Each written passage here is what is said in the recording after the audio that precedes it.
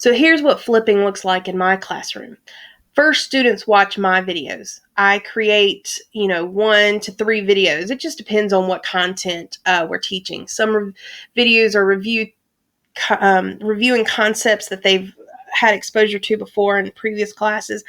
Some are brand new content. Majority of them are brand new content. But anyway, my videos are 10 minutes or less.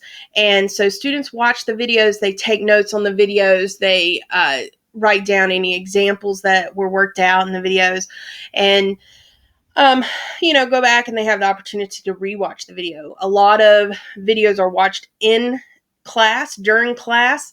Most of the time they have time to do that in class just because of the way I have my classroom set up. Students then collaborate in groups of 4 to 6 to apply those concepts to practice problems and to other learning activities that we do. Gallery walks, we can do QR code, scavenger hunts across the school. We do silent discussions. Kahoot quizzes, things like that students can apply that learning and that content that are, informal type assessments.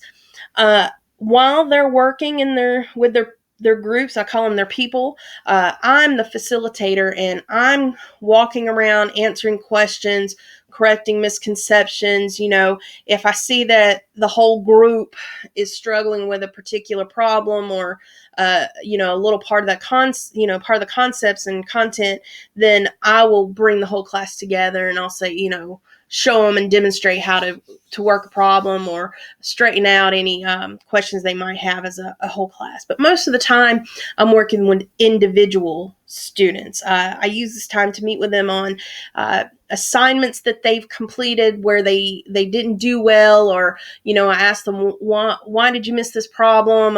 What was your thinking process behind that? And it really opens up and gives me a lot more information about my students. Once they have practiced and they're ready to kind of test and see if they're ready to move on, they take a graded assignment.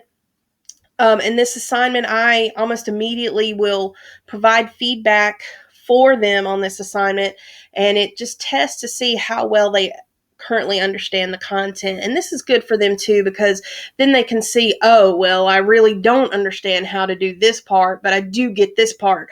And so then they go back and review the material, they rewatch the video, they redo some of the practice problems, they work some more with their group members, they ask me some more questions. So it's a really great way for them to continue to learn and get feedback and continue practicing these concepts. Students are allowed to resubmit this assignment to receive full credit, because the whole purpose here is I want them to get as much exposure to content and problems and practice as possible before they take their formal assessment. And then they do take the formal assessment. Usually, they do really well with that because they've had so many opportunities to learn and mess up and relearn. And so usually their formal assessment grades are actually pretty doggone good.